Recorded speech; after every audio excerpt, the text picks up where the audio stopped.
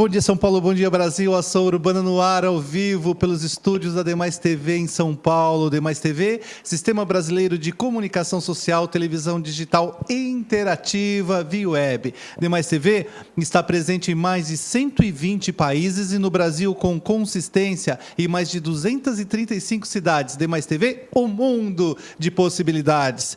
E o Ação Urbana ao vivo nessa terça-feira aí nublada, cinzenta, um trânsito terrível em São Paulo, e nós aqui para passar uma mensagem para você de otimismo, de conhecimento e de força, por que não?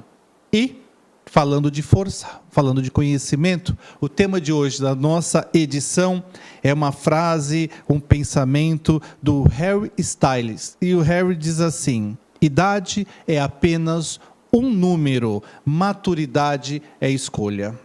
Harry Edward Styles é um cantor, compositor e ator inglês. Nasceu em 1º de fevereiro de 1994. Jovem menino. Ganhou fama mundial como membro da banda de rock britânica One Direction. E o Harry, então, diz assim: idade, repetindo para você aí, idade é apenas um número, maturidade é escolha. E para conversar comigo nesta manhã aqui, como eu disse, ao vivo pela Demais TV, recebemos o médico, urologista e geriatra, Dr. Seiichi Fujisaka. Dr. Seiichi é formado pela Unicamp e pós-graduado em diferentes centros médicos no exterior. Atualmente participa e organiza cursos, congressos, tanto nacional como internacional, elaborando, fundamentando aí palestras e trabalhos científicos como médico cirurgião, especializado em andrologia e urologia. O doutor Fujisaka está há mais de 35 anos na área, então, de urologia, andrologia e geriatria. Bom dia, doutor Fujisaka.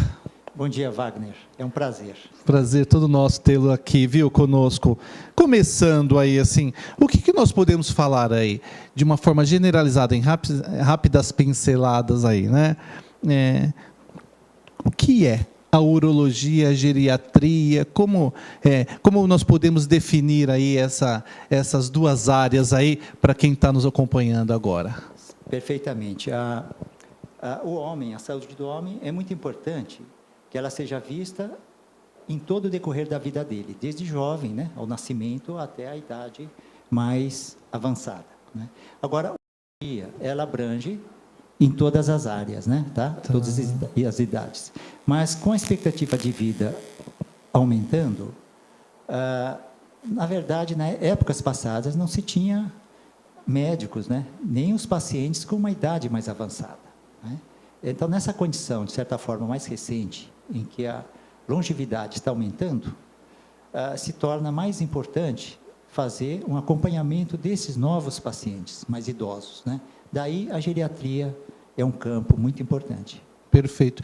Ganhou importância, doutor Fujisaka, nesse aspecto, porque assim, eu comumente ouço falar que hoje, o não mais senhor, né, vou falar, o rapaz de 60 anos, hoje que tem uma vida, né, bem proativa, né, então assim, tem as suas atividades profissionais aí, suas atividades sexuais, né, as suas atividades sociais, em plena função, e aí eu costumo ouvir que hoje quem tem 60 anos é como que teria 40 anos, há 20, 30 anos atrás, né? Então, procede isso? Procede, perfeitamente. A expectativa de vida, ela vem aumentando com o passar dos anos, né?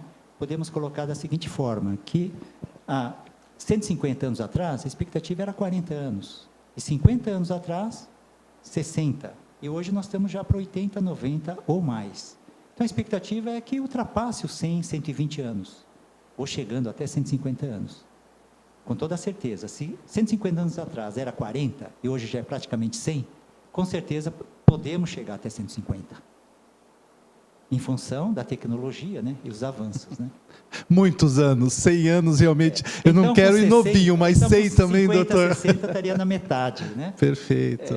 A gente até brinca, que com 60 anos seria um adolescente, né? Para quem vai viver mais que 100. Porque hoje em dia as pessoas não estão se aposentando com menos de 65 anos, né? Sim, as atividades continuam. Continuam, sem né? dúvida. Perfeito. E já pegando um gancho aí, né? Quando a gente já fala aí de idade e de cuidados, essa coisa toda, né? Parte física também é importante, atividade física? Sem dúvida. Nós podemos... Para ajudar nessa longevidade toda aí? Sim, tem que ter um equilíbrio físico e emocional, né? A parte emocional é muito importante, né? Que o estresse, essa ansiedade, uma depressão, são consideradas doenças também, porque elas prejudicam o organismo, né? Então, o aconselhamento, uma alimentação adequada, atividade física, isso é na parte física.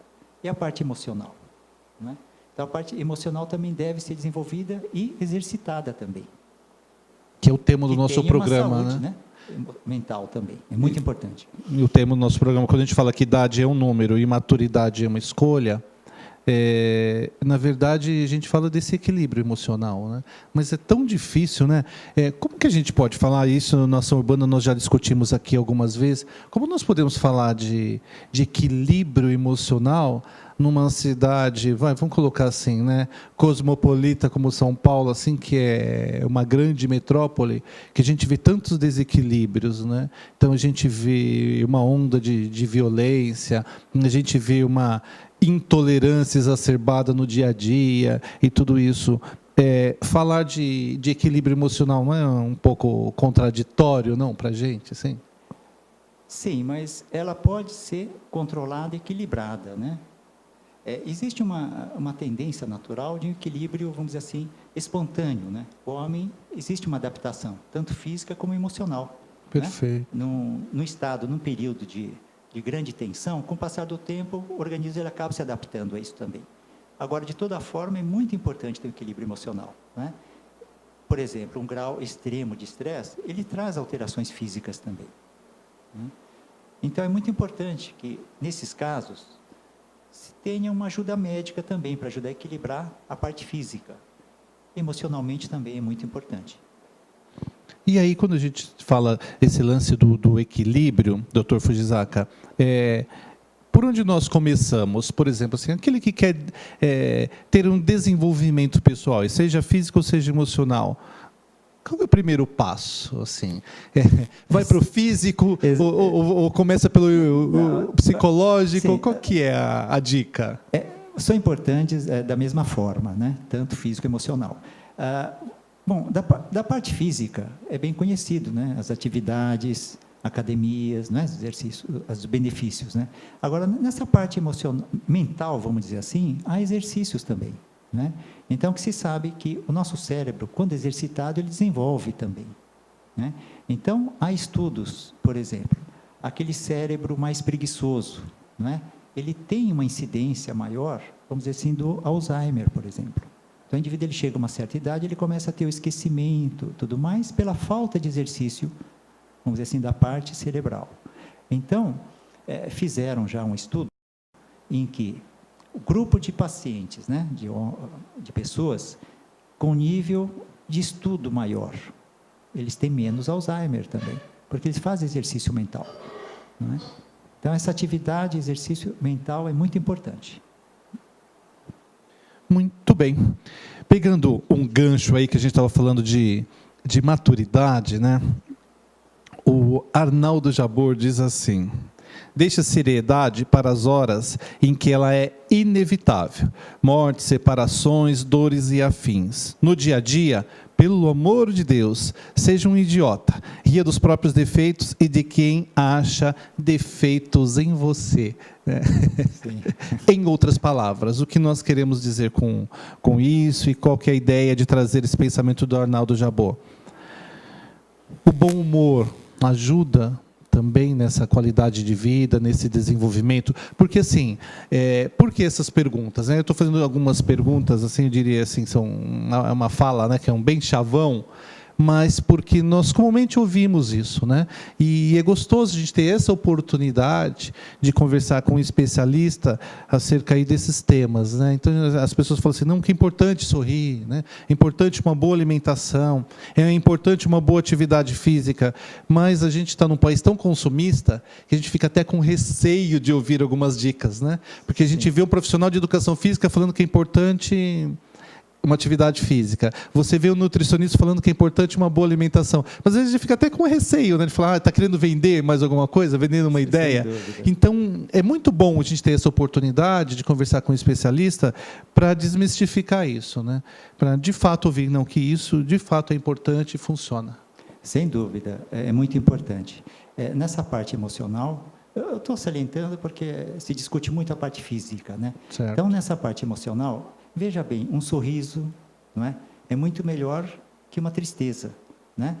Ou seja, condições que incomodam, né? Que não sejam boas, acabam levando, por exemplo, uma depressão, que não é bom para a saúde, né? Então, é muito importante esse sorriso, esse bem-estar, sem dúvida. E com relação ao organismo saudável, a alimentação ela deve ser muito bem equilibrada. Então, existe um termo, alimentação saudável. Não é fazer um regime sem orientações, né?